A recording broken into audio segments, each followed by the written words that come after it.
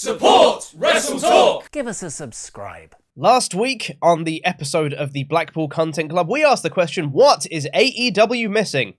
Well, whatever it was, they seem to have found it, because it seems like AEW might be fixed now? We're maybe? fickle! Yay, fickle wrestling fans! We're fickle wrestling fans! Woo! AEW! AEW! AEW! Either that, or the products change a little bit. We're going to talk about it. Hello, welcome to this episode of the WrestleTalk Podcast, the Blackpool Content Club episode. I'm Pete Quinnell, I'm joined by Tempest, and we don't have a Luke again. Is that replacing the championship now? I guess. It's kind of close to another guy's thing, so... Tap. Yeah, you can't get away with that these days. No, gimmick infringement. Luke is off this week. He's ill this time, so he can't be here for this episode again, so it's just me and Tempest once more. But last week, on this Friday episode of the WrestleTalk Podcast, we spoke about what is AEW missing, and we went through various bits and pieces and spoke about all the things that contribute to an underwhelming feeling towards the AEW product, and kind of like a change in perception and kind of like fan fatigue a little bit. And since that episode has come out, we've had Full Gear, which was awesome. And then we had the episode of Dynamite, following Full Gear as well. Also great. And you would have heard me and Ollie talk about it on our Dynamite review yesterday on the WrestleTalk Podcast channel as well. It felt like very much like a hard reset show as well, as it normally is post pay-per-view. There was a lot of things that kind of got set up, a lot of things paid off, a lot of things changed. And I think there's various tangible things you can say that have changed, like the Elite have come back, and that changes the complexion of AEW and things like that. But for me, the biggest thing that has changed is the vibe. So what you're saying is the thing that's changed for you the most is the intangibles. Go on. You're right, son. Yeah, it is genuinely a feeling surrounding the product when I'm watching it that it just feels nicer, in the same way that I prefer watching SmackDown over Raw because it feels better. There's a better vibe to SmackDown than there is to Raw. And there is a better vibe to this Dynamite than there has been to previous Dynamites. And I don't know if it is a tangible thing, and maybe it is just like we're getting past the brawl-out stage of AEW's history, and now it's kind of like we've gotten past that and we're just moving on to the next phase of AEW's history, and it feels like renewed.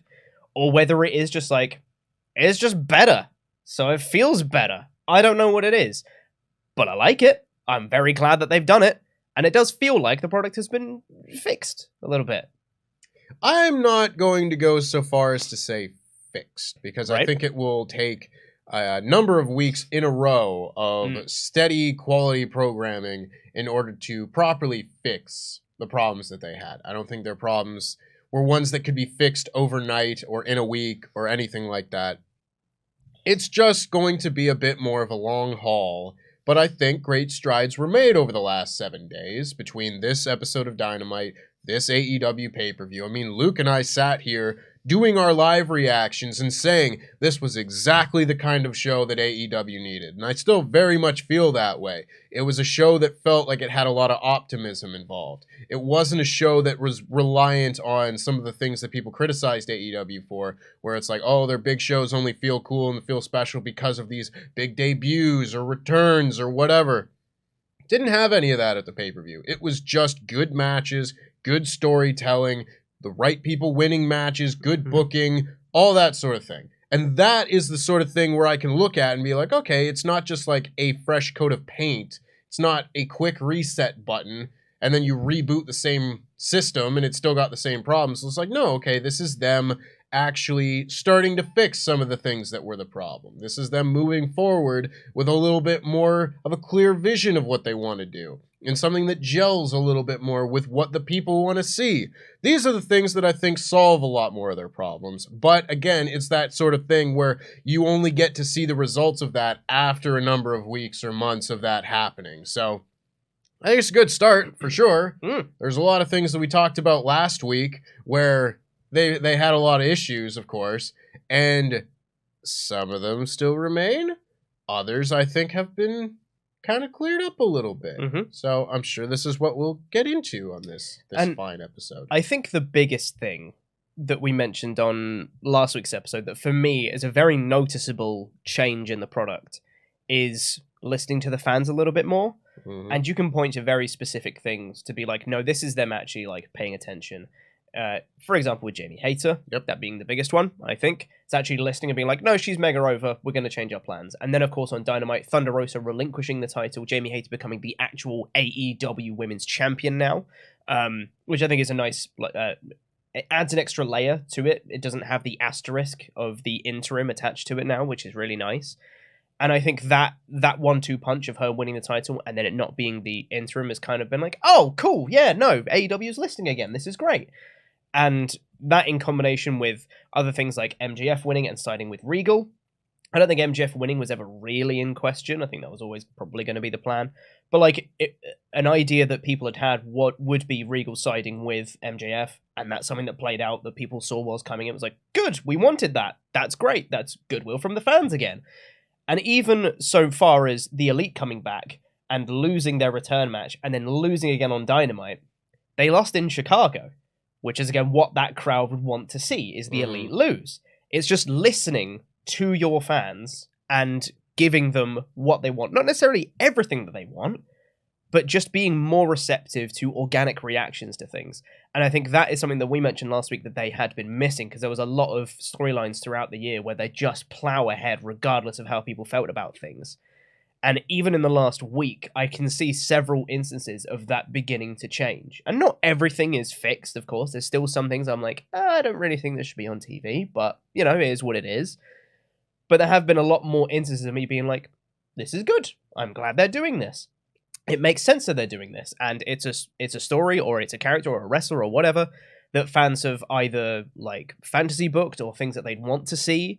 And AEW just followed through on that fan feeling and use that to project into their own storylines and characters and wrestlers.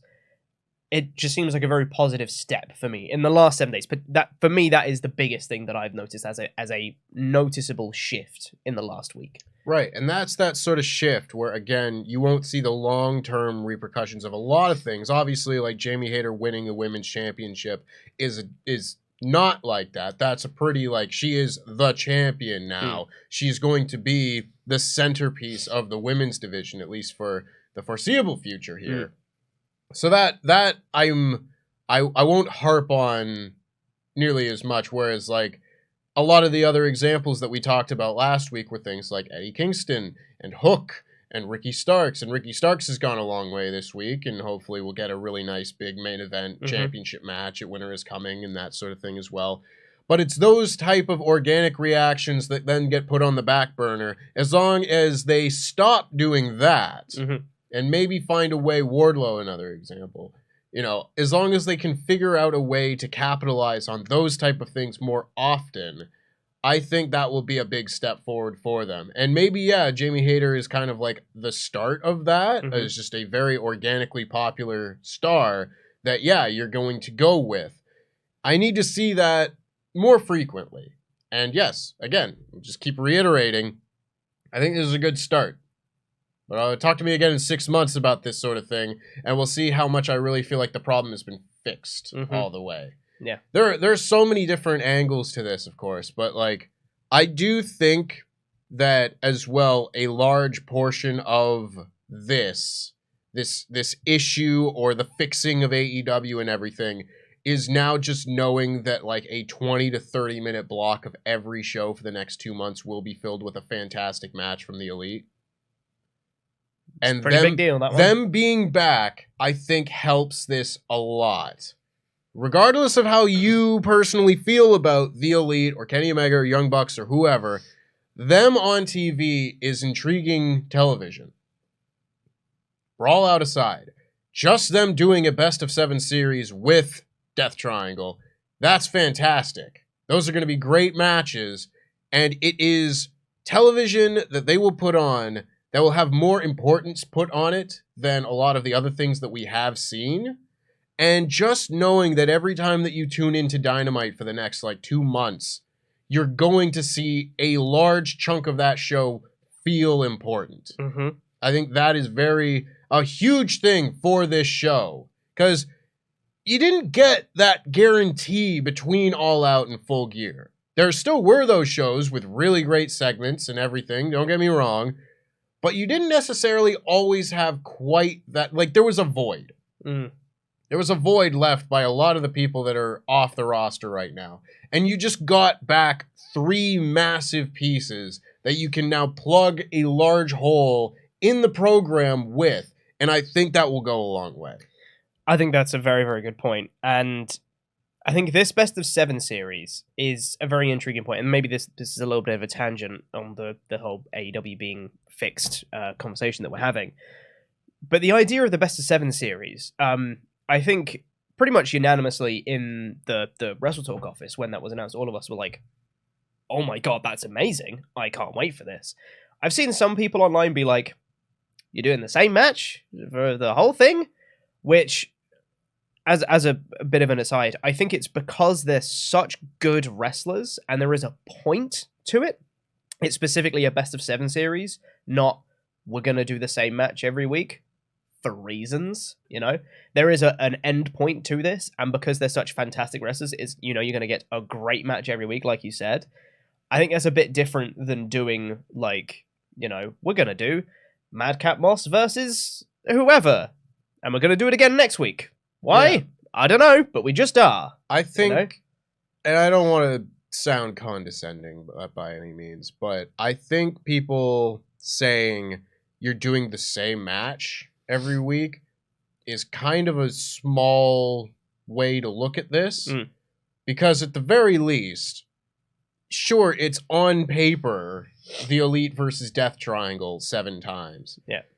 But this is a story, and these matches will progress that story. Yeah. And already, their match at the pay-per-view was not the same match as the one that they had on Dynamite. Mm-hmm. Yeah, they might have some of their, they've got their spots that you'll throw in that will be the same in each match, but the story of the matches are all going to be different. It's not going to be a rerun like we see in, like a year ago, we were looking at, bits on SmackDown that just felt like it's the same segment from a week ago, beat for beat, exactly the same. With no progression, It's right? not going to feel like that. And if it is, yeah, I'll be disappointed too. But I cannot fathom a world in which every match is just the same. Mm-hmm. No, there's going to be some progression there. It's going to feel like a story where the match at number 7, if it goes 7,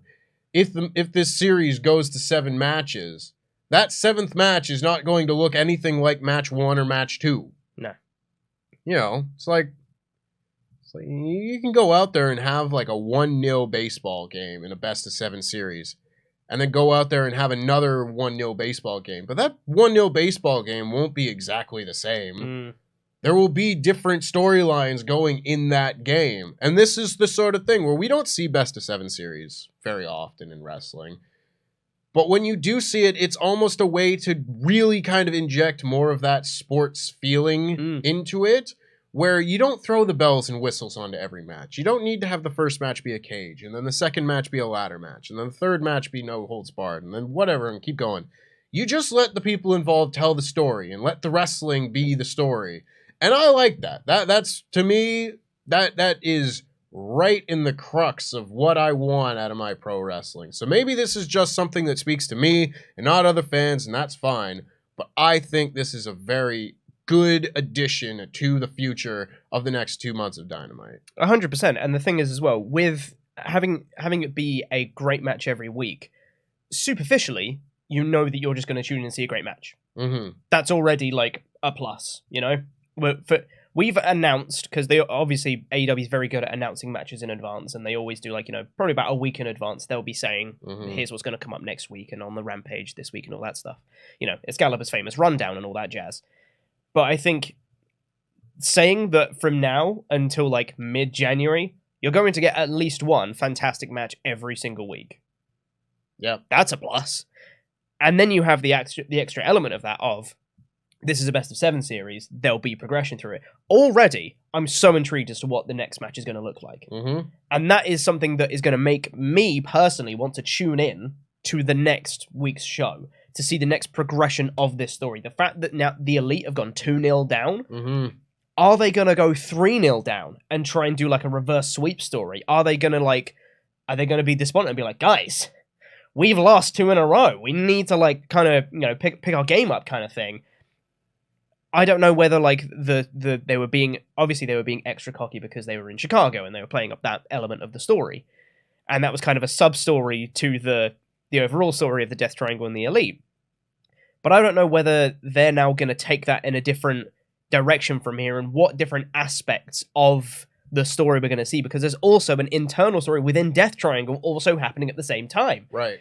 This, like we've been saying, one of our favorite storylines currently of the Bloodline, there's so many layers to this Best of 7 series that just looking at it on paper and going like, it's the same match 7 times, I think is very disingenuous to what it actually will end up being.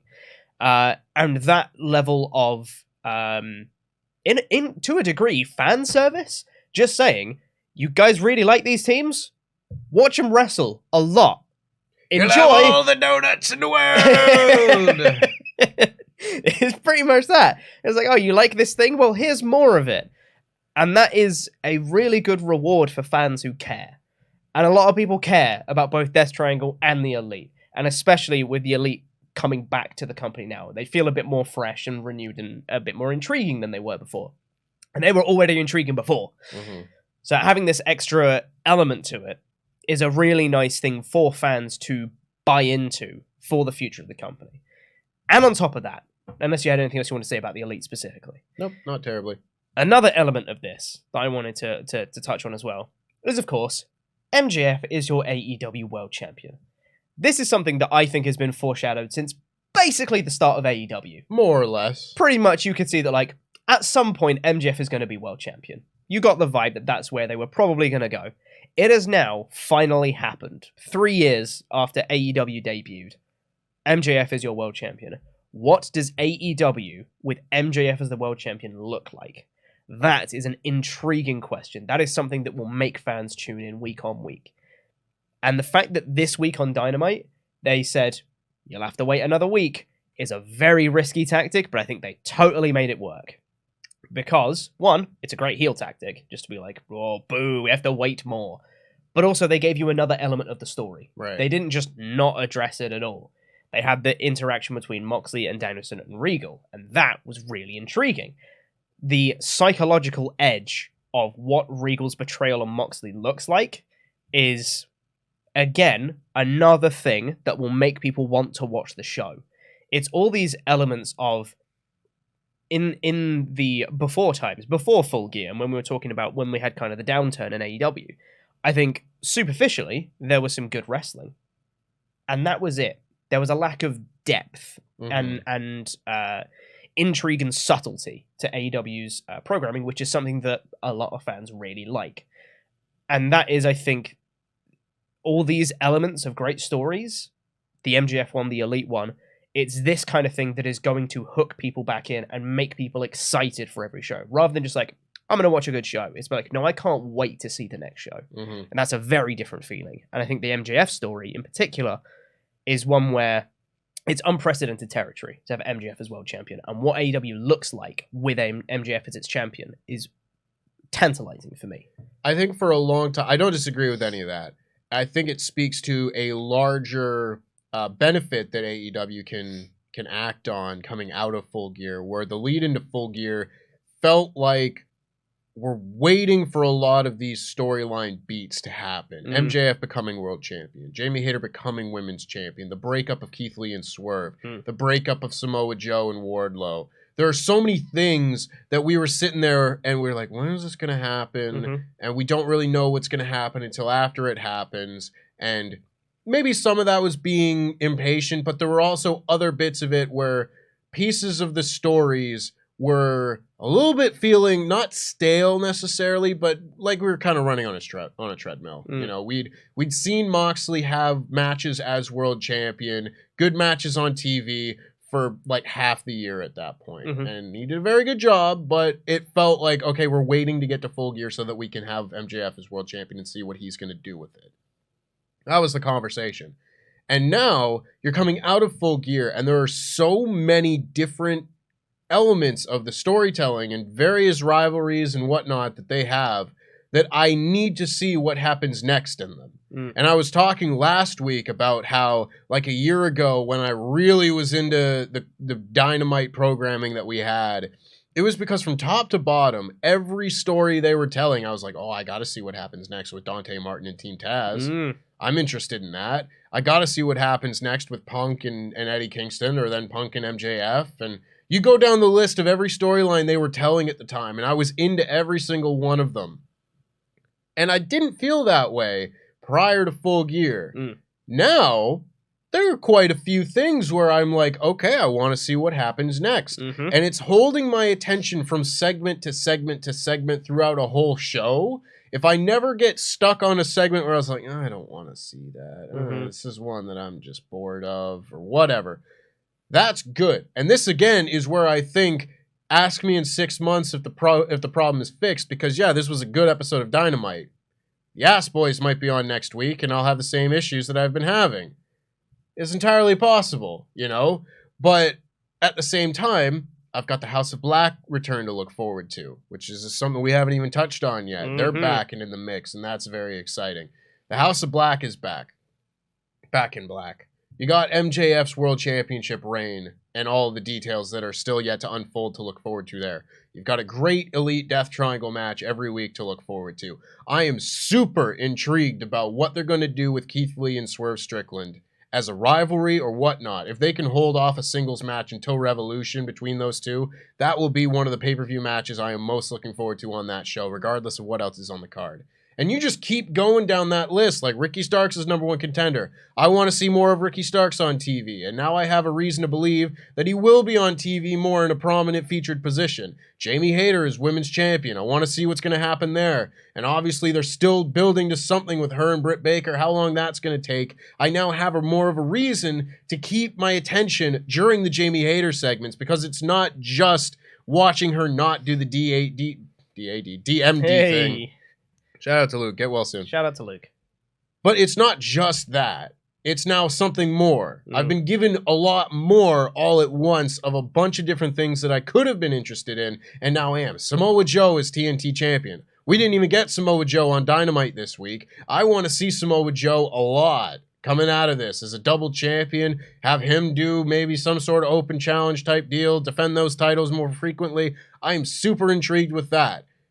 There's so much now that I can look forward to on Dynamite every week, and that to me is probably the most important part of all this. I will look forward to the program every single week, and there are things that are going to keep my attention throughout the entire show, whereas they wouldn't have previously. Another point of finality, I think, at Full Gear as well, with Jungle Boy and Luchasaurus. Yeah. That was a plate that had been spinning for quite a long time, and they've finally been like, here's a steel cage match, Jungle Boy wins, everybody feels good. Yay, let's move on. And even on this show, we just got a little promo from Jungle Boy being like, I won. I'm great. And that's fine. We don't have to have everybody from Full Gear on this show, of course, but just like it just continued and been like, no, this is like the end point of it. Be excited for Jungle Boy going forward. Jade's got her belt back. Jade's got a belt back. And even though there wasn't like a story set up with Jade Cargill, apart from with Bow Wow, which, you know, I don't know how I feel about that, but whatever. Yeah, she kicked Kiera Hogan out of the group. At the very least, that can be like a TV championship match, perhaps. Sure, yeah. It's something to tide us over from now to the next pay-per-view, which isn't for months. It's, what, till February, March? Late February, early March, something like that, yeah. Crikey, it's a long time. We've got Winter is coming before then, though, which is shaping up to be an interesting show already. Looking forward to that one. But yeah, just like you said, like I think that's a really good point about the fact that there were a lot of plates spinning from All Out to Full Gear. A lot of things either like got delayed or got changed, not necessarily just because of Brawl Out, but just like, you know, with the Christian Cage stuff that got changed at All Out. There was a lot of like things that we wanted to see happen that then got pushed back, or things that we knew were going to happen, but like immediately after All Out, but then we had to wait until Full Gear for that to happen. Right. There was a lot of build-up from All Out to Full Gear, and it took a while to get there because we also had to trudge through the whole Brawl Out stuff at the same time. So then by the time we got to Full Gear and everything paid off, we're like, okay, now we can breathe. Let's get back to what we were doing. Let's continue forward. And I think it is that that air of change. The winds of change are blowing throughout AEW. This Dynamite felt fresh.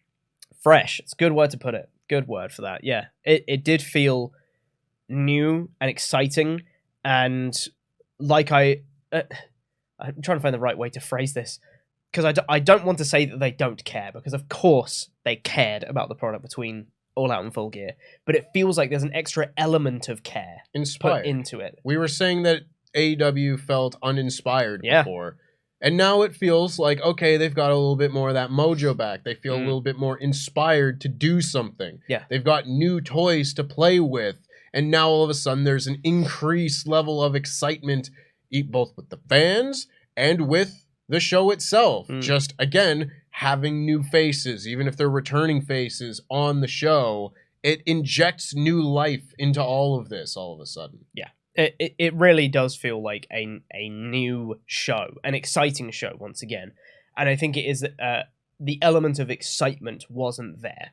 I think especially from All Out as well, we knew that MJF had the chip and was going to cash in and become world champion. We were like, but we have to wait until Full Gear. Because we thought it might happen at Grand Slam, but Grand Slam was so soon after All Out. It was like, okay, it's not happening there. No, we need to wait. Okay, so we're just spinning that plate until we get to Full Gear. It did feel like a very long wait. It felt like a very long time, even though it's only a couple months. It felt like a lot longer in that little interim period. But I'm very glad now that post Full Gear, it feels different.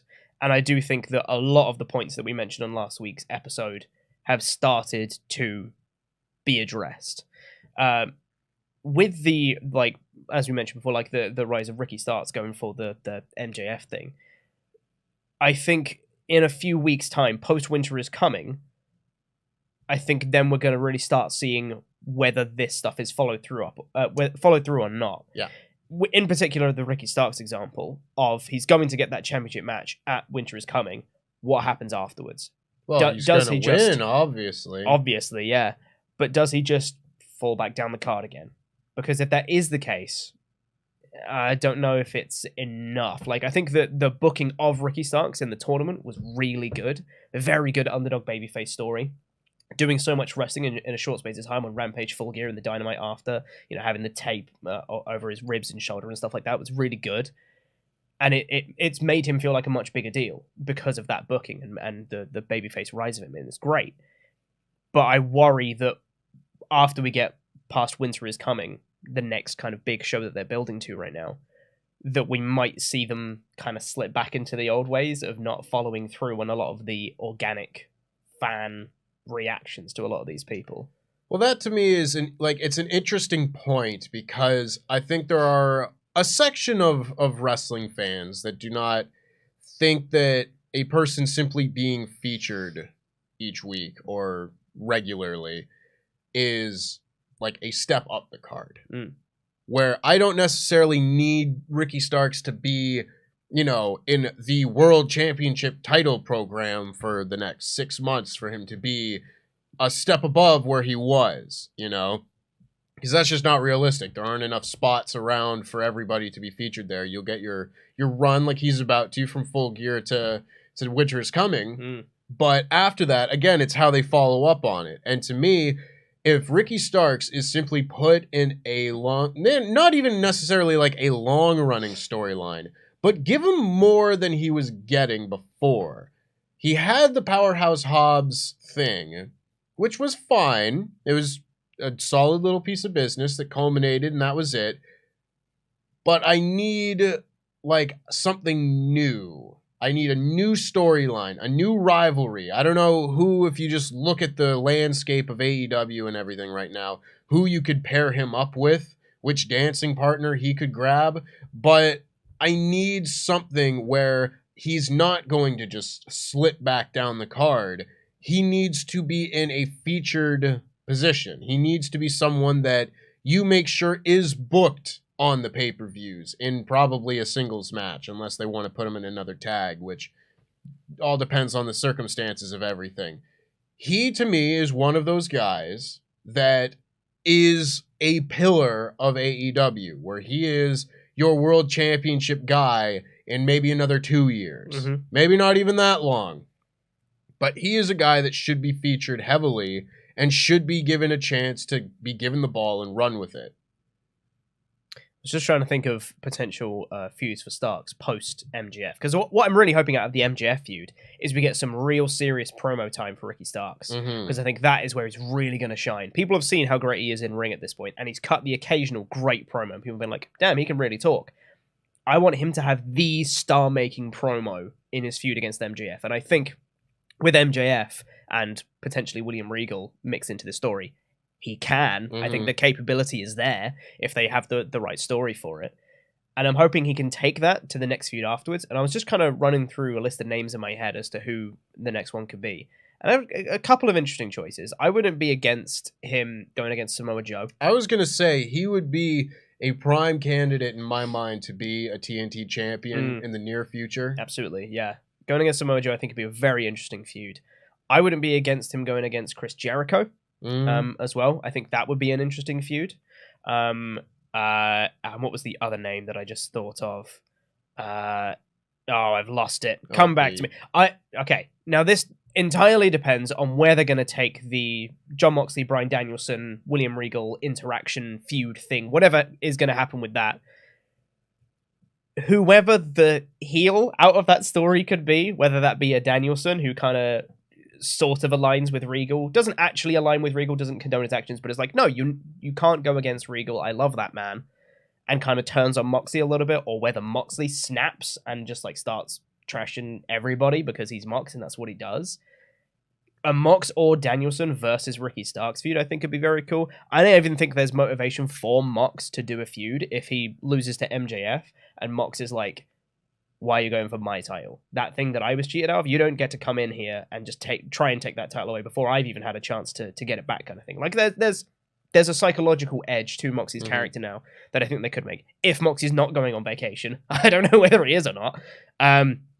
But I think like that's sort of a very high caliber feud with names like a Samoa Joe, Chris Jericho, Bryan Danielson, Jon Moxley. That like high upper mid card, close to main event level feud, I think is what's going to be needed post MJF for Ricky Starks to maintain that kind of aura that he has about him right now. Yeah, you could literally just put him in a feud with someone who's perceived as above him and have them be portrayed as being on equal ground. Exactly. Maybe not at the start, but by the end of the feud, they should be equals in terms of star power, in terms of position in the company, that sort of thing. And yeah, that might be a little bit more difficult with like Mox, a 3-time world champion and everything like that. But that is how that's how you give someone the rub, as they say. Yeah. It's just another example, again, of like, yeah, talk to me in 6 months.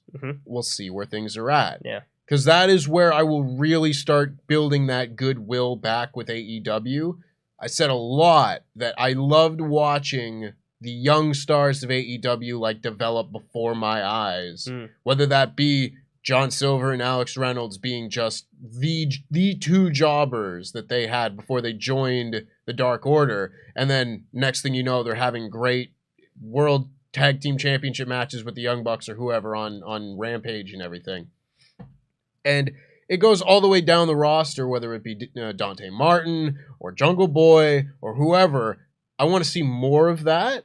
That is the sort of thing where if they get that back on their side, I will be locked in and totally happy to suspend my disbelief and give them the benefit of the doubt. If they make a booking decision that I might not agree with, I'll be like, okay, I believe that you're going to get your young stars to where they need to be. And I think Ricky Starks is a great one to start with. And if you can look at him compared to where he was when he came into the company, and just at the end of whatever his next feud is, whatever that is post MJF, if he's in a better position then than he was post Powerhouse Hobbs, I will consider that a massive success. I would really like a high profile feud that he wins post MJF. I think he can totally get away with beating a Chris Jericho, for example. And that would really elevate him in kind of the eyes of the fans and things like that. Or if it's for the TNT title against Samoa Joe and he wins the TNT title, that's awesome. I think he'd be a great TNT champion. Or whether it is against like a perceived main event talent like a Moxie or a Danielson or whatever and comes away with a big victory in that one. Like we've seen like, well, I was going to say the effect of Daniel Garcia, but you know. Then they did the other story, but his win over Danielson, like that was just like oh my god, this guy's a big deal. Like Very elevating, we need yes. to take this guy seriously. Is that level of damn, like you said, on kind of like the totem pole of AEW, facing someone who's above you on the totem pole in terms of fan perception, and then beating them or coming very, very close, kind of thing. In that kind of like a star-making performance of like the Wheeler Yuta type match, where you come very close, you don't win, but it's okay, you earned their respect out of it. That sort of caliber of feud is what I need for Ricky Starks post Winter is Coming, I think. But regardless of what they do, I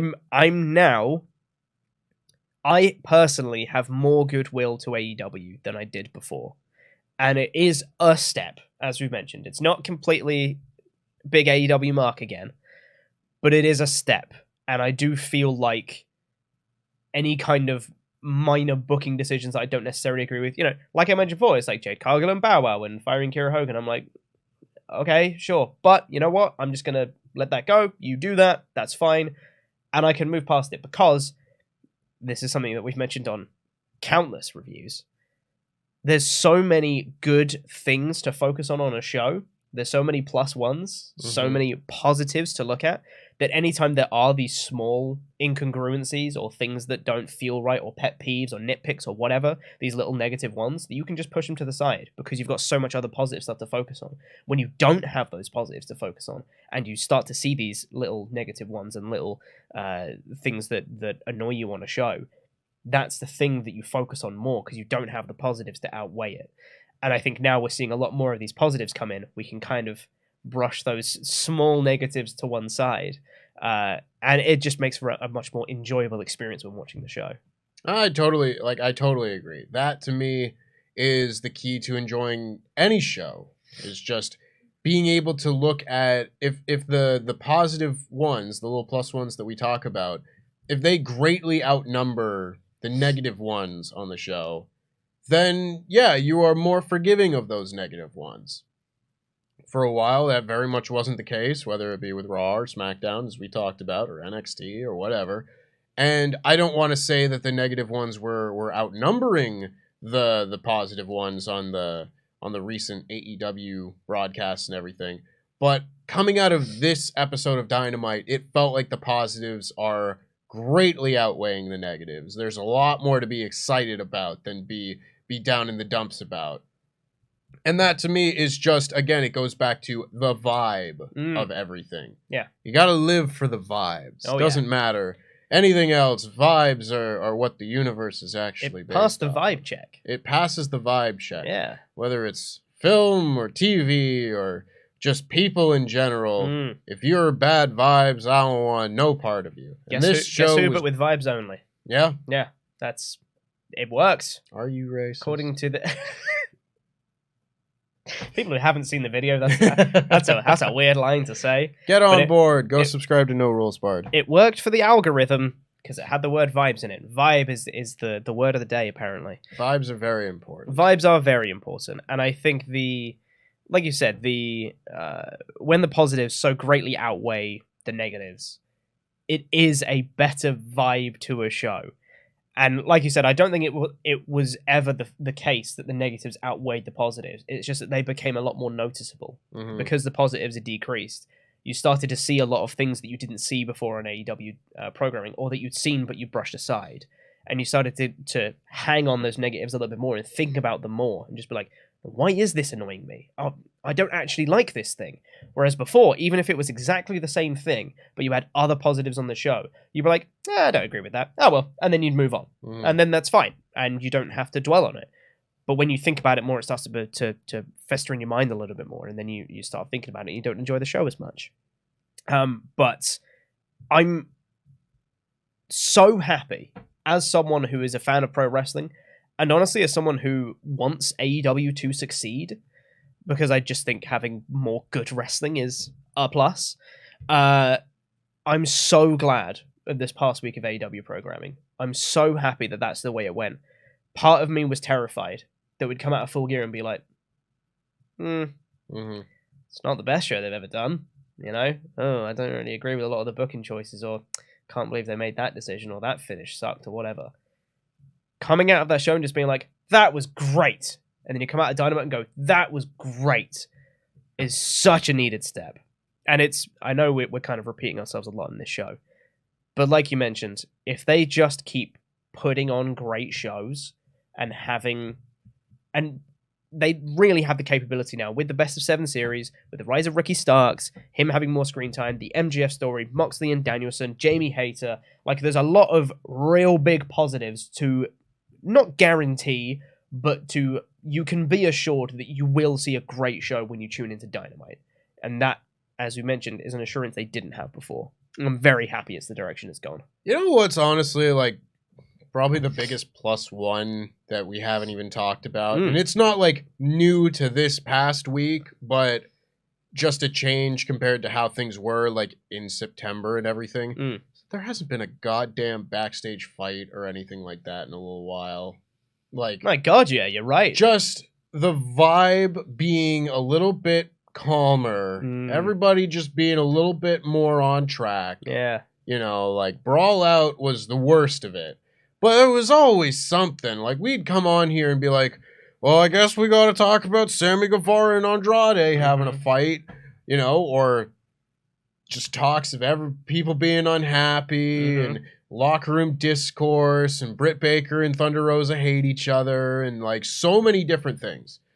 We haven't heard any of that sort of negativity as of late. No. And maybe that'll change if the trolling of CM Punk continues. Yeah. I don't know what's going to happen there. But I think just having that locker room a little bit more relaxed compared to how things were is a massive vibe check. I think it translates to on screen. I think it does. When you have all this stuff happening backstage, you can feel it when you're watching. And now we're not feeling it, which is great. And I'm not saying that everyone's happy and friends and everybody gets along, because I'm sure that isn't the case, because there's a lot of, you know, it's a wrestling locker room. I'm sure there's people that don't get on or don't see eye to eye on a lot of stuff. But the fact that people can just get on with it and do their work and wrestle and put on a good show for the fans, it makes it so much better, so much more enjoyable.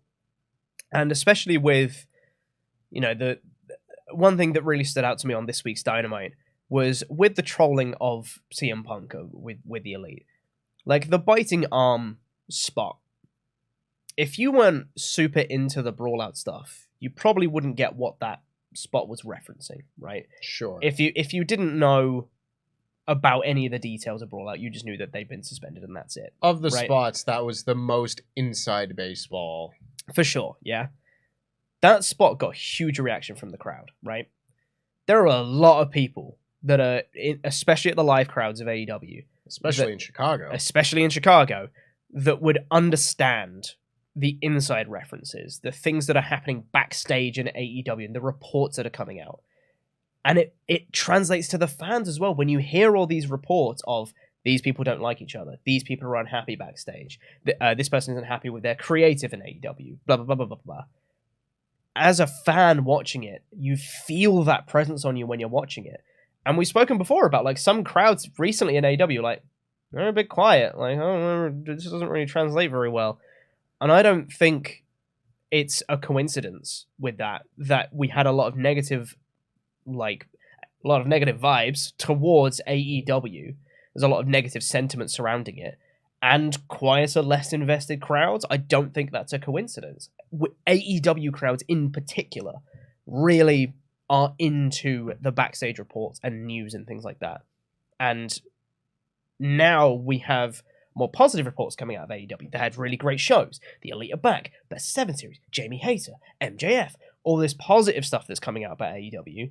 I feel like you can feel it in the crowd as well. They want to like the show more. And that is another big boon. Having more invested crowds makes for more exciting shows. I think it really matters. I don't think we can state that enough, that it really matters, the backstage environment and how that translates to on screen. I think you're absolutely right. And I was thinking a little bit about this earlier today as well, because for so long, I was thinking about CM Punk again, as just I'm one to do at this point, and thinking about how he's this, like, anti-authority figure in wrestling at this point. He's this, like, mythological anti-authority being that just Sure. wanders into companies.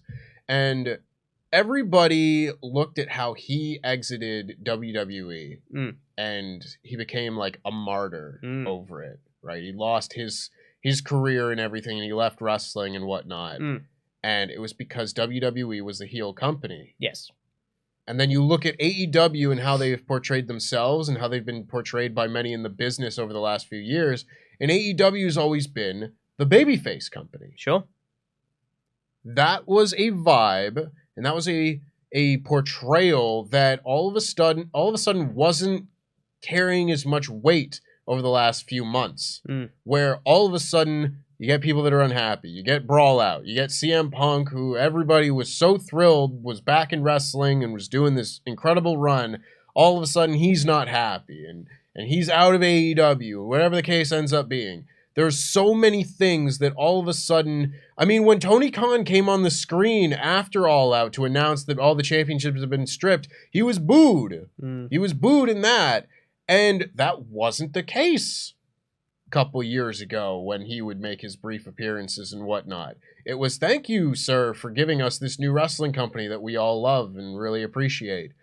It was all of a sudden now the company of AEW was starting to turn heel a little bit. Not through their own, not by design, but in the views of the fans, that there was so much negativity going on, both with the booker and with the top stars and everything like that. Yeah. That all of a sudden, there wasn't that just positive outlook on the promotion anymore.